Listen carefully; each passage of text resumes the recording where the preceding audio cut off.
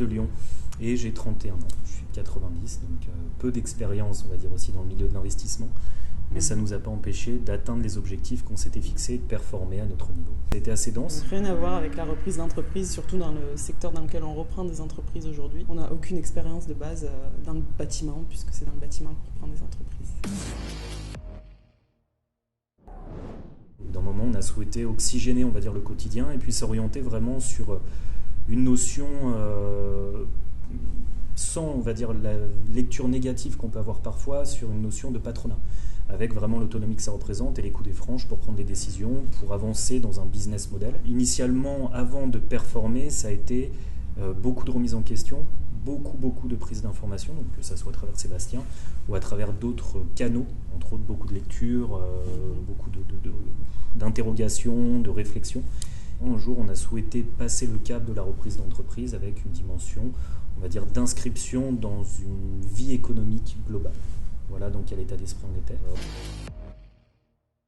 La première acquisition, donc en fait au tout début, il y a 2 ans de ça, on a vu la formation gratuite de Sébastien complètement par hasard sur Facebook.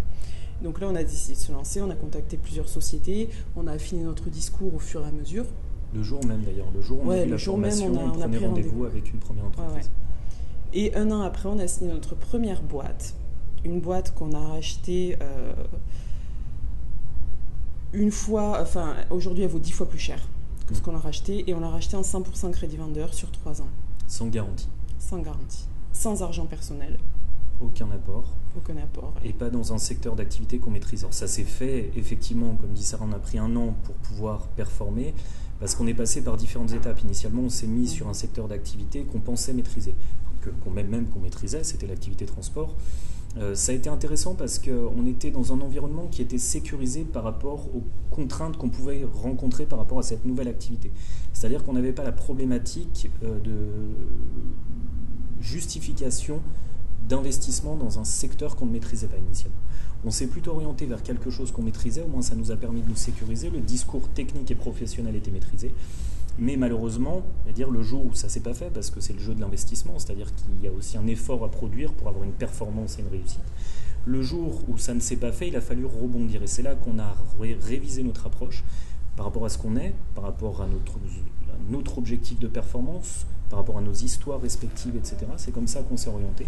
Et effectivement, ça nous a permis d'avoir un certain détachement émotionnel par rapport à cette structure, en mettant 0 de notre poche, hormis des avances de frais de conseil, mais qui ont été évidemment couverts post-acquisition, puisque l'objectif, c'est avant qu'une avance en fait. Exactement, la performance économique de la réussite a permis de couvrir des frais éventuellement engagés avant. Au niveau de l'approche, il y a plusieurs choses. C'est-à-dire que nous, initialement, on se positionnait, comme tu dis à juste titre, en disant on fait partie de la partie, donc on va être acteur majeur de la continuité de l'existant. Bon, on pensait clôturer 2 deals, on a eu des difficultés, pas forcément liées à nous, c'est ça qui est d'autant plus frustrant, c'est-à-dire qu'on avait mis en place un modèle économique qu'on pensait performant à l'époque, par rapport à nos connaissances, nos compétences et notre réseau.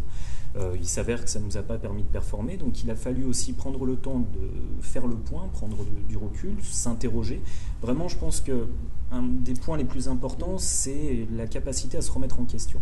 Puis arrêter, de se remettre en question et arrêter de s'éparpiller, parce qu'on a aussi voulu aller trop loin, c'est-à-dire que géographiquement parlant, on est allé à plusieurs heures de route de chez nous, on a fait des déplacements de plusieurs jours, où on est allé voir plusieurs entreprises, et finalement ça n'a abouti à rien, on se fatiguait, on dépensait de l'énergie pour pas grand-chose, on était dans une démarche de séduire, de se légitimer, de se justifier auprès des cédants.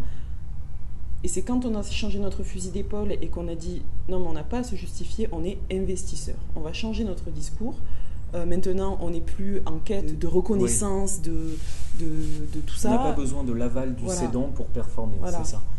Et quand on a changé ça, on a changé aussi de lecture dans notre positionnement. Aujourd'hui, on est solutionneur, mais pas solutionneur technique. On évolue dans un milieu que ni Sarah ni moi ne maîtrisons.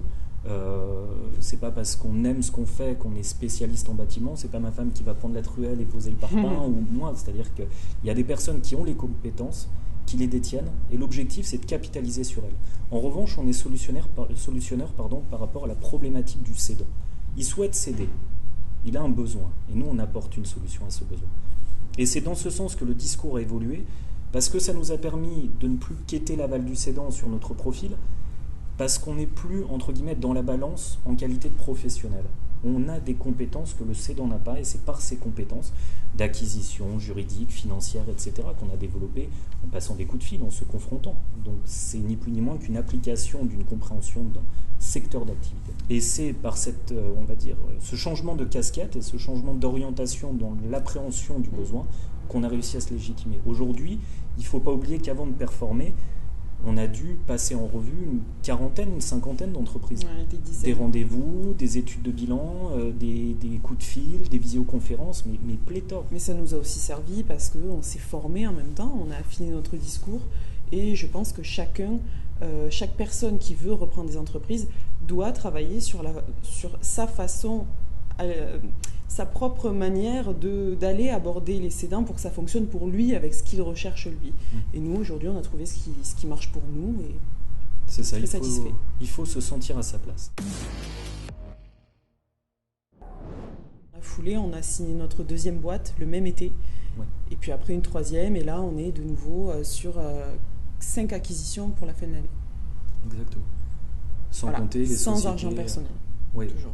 0 € investi. Mais même pas, j'allais dire, d'effet levier en se disant on va mettre 10K, 20K, 50K. Non, zéro. 0 centimes investis. Et en considérant l'effet accélérateur que ça représente. C'est-à-dire qu'il ne faut pas perdre de vue que l'effort initial, c'est exactement, entre guillemets, si on pouvait comparer avec les vitesses d'une voiture.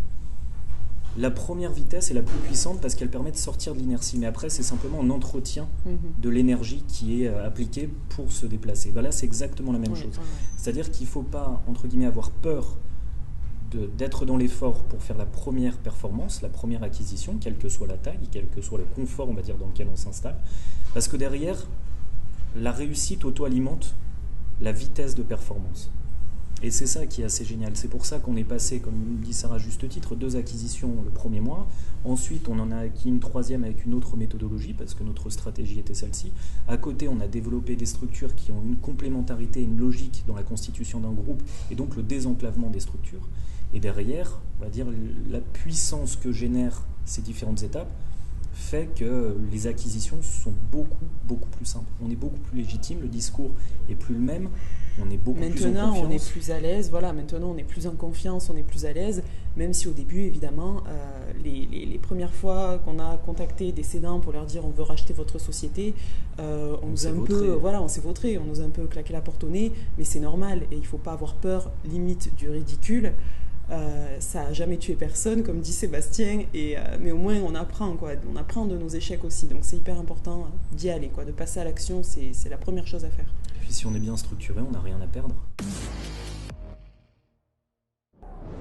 Sébastien et Romain, ils sont très francs, ils disent les choses telles qu'elles sont, on n'a rien sans rien, c'est clair qu'il faut bosser, il faut y aller, mais ça c'est clair que c'est pas nouveau. Si on veut obtenir quelque chose, il va falloir travailler, sauf que au bout du compte, quand on y arrive, c'est génial. Et ça fonctionne surtout, ça fonctionne. Ouais. C'est pas utopiste. Nous, il y a 2 ans, on ne savait pas du tout on n'avait même pas la prétention de vouloir acheter une entreprise parce que c'était pas possible pour nous d'acheter une entreprise sans y mettre d'argent. On n'avait pas des centaines de milliers d'euros à mettre dans une reprise.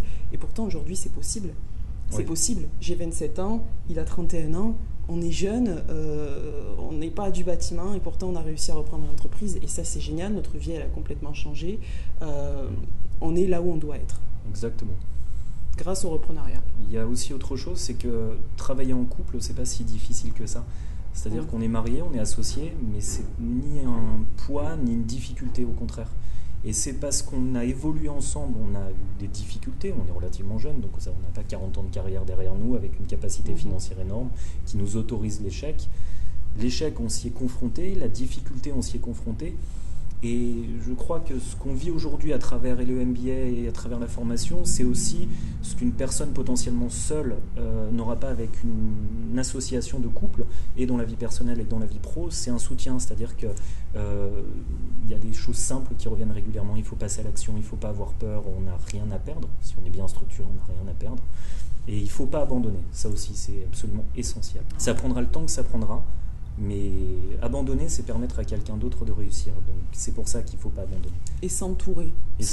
Exactement. Du mieux qu'on peut. Et c'est à ça aussi c'est en ça que les coachings sont géniaux. C'est parce qu'on rencontre plein de gens qui sont dans la même dynamique que nous. Et ça, à l'extérieur, c'est difficile à trouver. On n'est pas seul.